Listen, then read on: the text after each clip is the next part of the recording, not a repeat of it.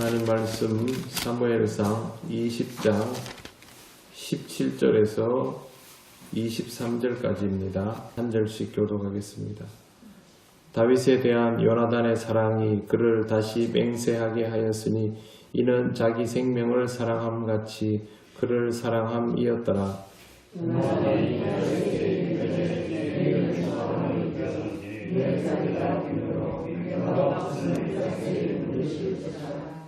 너는 사흘 동안 있다가 빨리 내려가서 그 일이 있던 날에 숨었던 곳에 이르러 에셀 바위 곁에 있으라.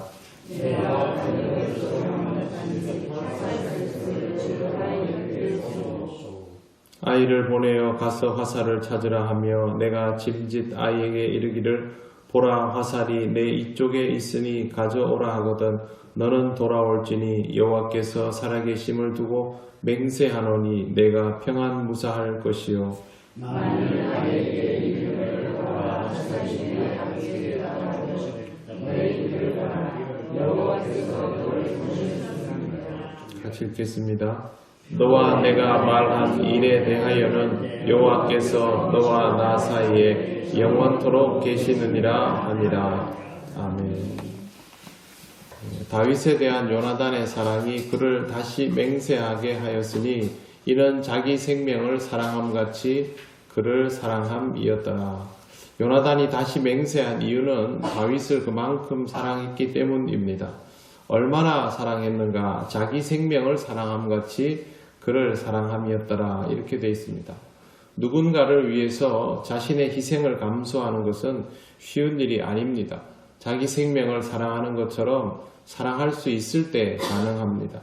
자식을 끔찍이 사랑하는 부모는 이게 어떤 의미인지를 압니다. 지금 다윗을 향한 요나단의 사랑은 그런 정도의 것입니다. 예수님께서 가르쳐 주신 계명의 핵심은 이웃사랑에 있었습니다. 이웃사랑은 쉬운 일이 아니다라는 것을 우리가 잘 압니다. 사실상 불가능에 가깝다라고 여기는 경우가 대부분인데 지금 요나단은 그와 같은 것을 해내고 있는 것입니다. 개인적으로 요나단이 다윗에게 호감을 가진 것은 틀림이 없습니다만 호감만으로 이 모든 것의 답이 될 수는 없습니다. 아버지를 대적자로 표현할 정도라면 호감 말고도 우리가 확인할 수 있는 확실한 공유 요소가 있어야 합니다. 또 더구나 지금 요나단은 임금의 아들 아닙니까? 그렇다면 그에게 분명한 명분이 있어야만 이러한 일들을 시행할 수가 있습니다. 성경을 통하여 확인할 수 있는 다윗과 요나단 사이의 확실한 공유 요소, 또 요나단에게 있어야 할 분명한 명분은 바로 하나님입니다. 두 사람은 모든 것이 다르지만 하나님을 잘 믿는 사람들이고 하나님의 뜻을 무엇보다 중요하게 여기는 사람들입니다. 그래서 상황이 좋지 않은 중에도 계속해서 그들이 하고자 했던 일이 하나님의 뜻이 훼손되지 않도록 하는 것이었습니다. 그걸 위해서 아버지의 명도 거역할 마음을 가진 요나단입니다. 결국 이렇게 하면 하나님 사랑이 이웃 사랑이 되는 것입니다. 요나단이 다윗을 이웃으로 받아들임을 통하여 하나님의 역사를 받아들이게 되는 것이죠. 그리고 이것이 하나님 사랑이 되는 것입니다. 다윗과 요나단 사이에는 이런 오묘함이 있습니다. 내가 누군가를 사랑하고 아낀다라는 것이 그냥 그 사람을 향한 호감만으로 이루어진다면 그건 조건이 달라지면 곧 끝날 일입니다. 하지만 내가 그 사람을 아끼는 것이 나에게 역사하시는 하나님과 그 사람에게 역사하시는 하나님의 방향이 동일함을 믿고 받아들이는 것이 되면 그것은 단순히 호감 이상의 것이 되고 내가 그 사람을 아끼고 사랑할수록 그 사람에게서 하나님의 뜻이 이루어지면 결국 내가 하나님을 사랑하는 것이 됩니다. 내가 하나님을 사랑하는 것이 되기도 하지만 내가 그 사람을 통하여 하나님을 사랑하는 것이 됩니다. 이게 바로 이웃사랑의 중요함입니다. 우리도 신앙생활을 하면서 이런 방식의 이웃사랑을 실천해야만 서로 사랑을 통하여 하나님을 사랑할 수 있게 됩니다. 신앙생활 하다 보면 예전에 이웃사랑과 하나님 사랑을 별개의 것으로 나누어서 설명하는 경우가 많았는데 예수님은 그렇게 말씀하신 적이 없습니다. 예수님은 이 두 개가 항상 하나인 것을 우리에게 가르쳐 주셨음을 꼭 기억하시기를 바랍니다. 요나단은 다윗에게 내일이 초하루이니 내가 자리를 비웠을 때 사울이 어떻게 될 건지에 대해서 대처할 방법들을 알려줍니다.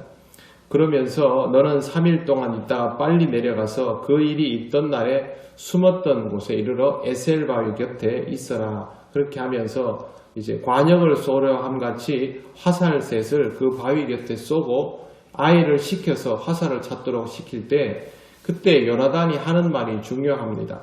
요나단이 이렇게 말을 하면 화살이 내 이쪽에 있으니 가져오라. 또 하나는 화살이 내 앞쪽에 있으니 가져오라. 이 둘이 될 텐데요. 이쪽에 있다면 안전하니까 앞으로 나와도 된다. 사울 앞에 와도 위험할 것이 없다 되는 것이고, 화살이 앞쪽에 있다라고 하면 너는 이제 내 갈 길 가라. 그게 됩니다. 위험하니까 사울 앞으로 나서지 말고 떠나라. 그렇게 사인을 주고받은 것입니다.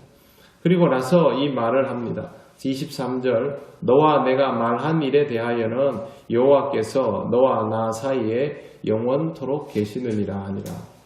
하나님이 영원하시니 다윗과 요나단의 약속은 한번 맺으면 바꿀 수 없다라는 것입니다.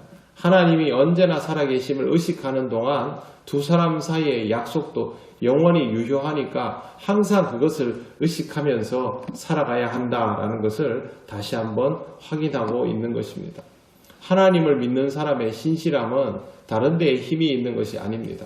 하나님이 영원하시다라는 것, 하나님은 약속을 바꾸지 않는다는 것, 내가 항상 하나님 앞에 있다라는 것, 이런 사실을 인식할 때 신앙도 꾸준할 수 있는 것이죠. 언제까지 그렇게 할 수 있을까? 그건 얼마 가지 않습니다. 다이어트를 할 때도 내가 며칠까지 다이어트를 하지 절대 그 사람은 살 못 뺍니다. 생활이 되어야만 체중 조절을 완벽하게 할 수 있는 거죠. 신앙생활도 내가 언제까지 신앙생활 열심히 할까? 절대 신앙생활 잘 할 수 없습니다. 하나님과의 약속은 언제까지라는 것이 없기 때문에 그렇습니다. 여러분의 삶 속에서 신앙생활이 지금처럼 당연한 것이 되어 있으면 하나님 부르시는 그날까지 지금의 일상성을 유지하면서 살아갈 수 있을 것입니다. 하나님과의 약속을 그와 같은 마음으로 지키시고 다윗과 요나단처럼 지금의 이 모습을 흔들리지 않겠다라는 마음을 가진 것처럼 그렇게 살아가시기를 바랍니다. 다윗은 나중에 이 마음을 잃어버리게 되죠. 그리고 크게 시험에 들고 곤경에 처하게 됩니다. 그런 일이 없어야 하겠지만 사람이기 때문에 그것은 누구도 장담할 수 없는 일입니다.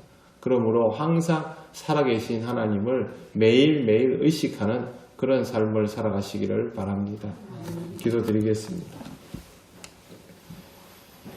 하나님 감사합니다. 하나님께서 우리에게 허락하신 말씀들을 잘 기억하고 이 하루를 하나님 안에서 살아갈 수 있기를 원합니다.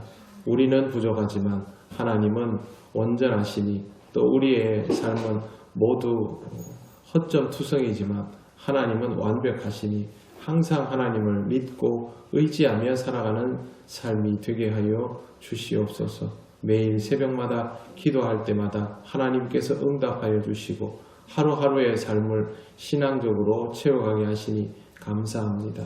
하나님께서 이 길을 지켜주시고 앞으로도 이와 같이 하나님께 영광을 돌리며 살아가게 하옵소서. 예수님 이름으로 기도드립니다. 아멘.